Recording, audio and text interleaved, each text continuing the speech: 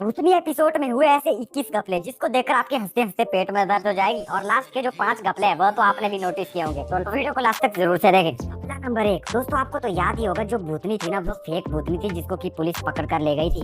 तो जब भूतनी एपिसोड की शुरुआत होती है ना और जेठालाल रोड से चल रहा होता है, अचानक भूतनी वहाँ पर प्रकट हो जाती है और एकदम से वो जेठालाल की छतरी पे मारती है और एकदम से गायब हो जाती है।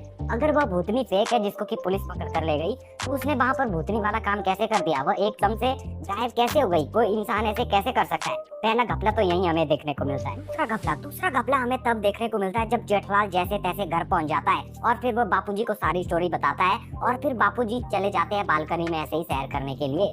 तो वो देखते हैं कि सोसाइटी कंपाउंड में एक औरत आ जाती है और वो लिटरली भूतनी होती है और वो एकदम से प्रकट हो जाती है वहाँ पर भी और वो जोर जोर से हंसने लग जाती है।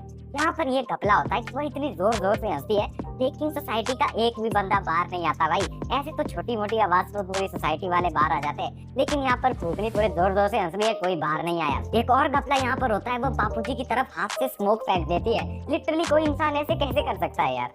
और अगला घपला हमें तब देखने को मिलता है जब दया की मम्मी बताती है कि भूतनी को भगाने के लिए थाली में थोड़े से कंगन और साड़ी रखनी है बीच कंपाउंड में, तो भूतनी भाग जाएगी उसको लेकर। और दया भी वैसा ही करती है, वो आधी रात को आती है और सोसाइटी कंपाउंड में रख देती है थाली। तो आपको तो पता ही है कि जो भूतनी थी ना वो भूतनी नहीं है, वो इंसान है। तो अगर वो इंसान है तो वो वहाँ पर उस थाली को लेने के लिए आई क्यों? और जैसे ही भूतनी वहाँ पर आती है और वो एकदम से प्रकट हो जाती है, इंसान होकर वो प्रकट कैसे हो जाती है वहाँ पर? और भिड़े बाबू बालकनी से देख रहा होता है ये सारा सीन, ठीक है। तो जैसे ही भूतनी की नजर पड़ती है भिड़े बाबू पे, तो भिड़े बाबू डरने लग जाता है और लिटरली भूतनी पूरी जोर जोर से चिल्लाने लगती है।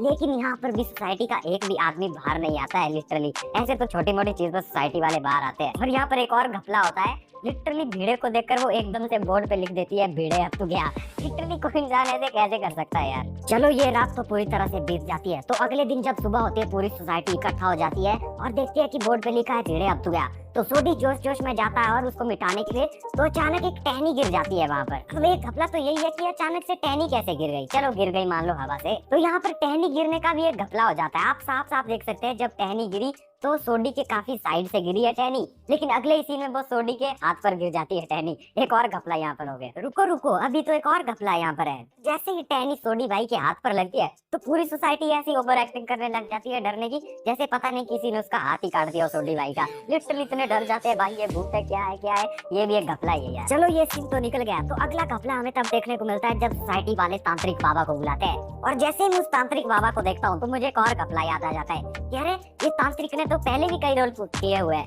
जैसे हवलदार, सखारा, मूछ वाला, टीवी का हवन कराने वाला पंडित, कभी पानी वाला टैंकर बन जाता है। यहाँ तो तांत्रिक भी घपलेबाज है यार। और अगला घपला भी उसी सीन के थोड़ी देर बाद होता है जब पूरी सोसाइटी को भूतनी दिख जाती है और वो लिटरली भाई साहब हवा में उड़ रही होती है इधर से उधर, कभी इस कोने पे कभी उस कोने पे। ये कोई इंसान कैसे कर सकता है? एक सबसे बड़ा घपला तो यही है। और टप्पू यहाँ पर एक और बात बताता है कि वो इस रस्सी और तार के सहारे हवा में उड़ रही थी, लेकिन यहाँ पर 2 घपले और नजर आते हैं कि अगर वो तार और रस्सी के सहारे उड़ रही थी ना तो वो कभी एक कोने से दूसरे कोने, कभी यहाँ बालकनी, कभी वहाँ, कभी और ज्यादा ऊपर, कभी और ज्यादा नीचे।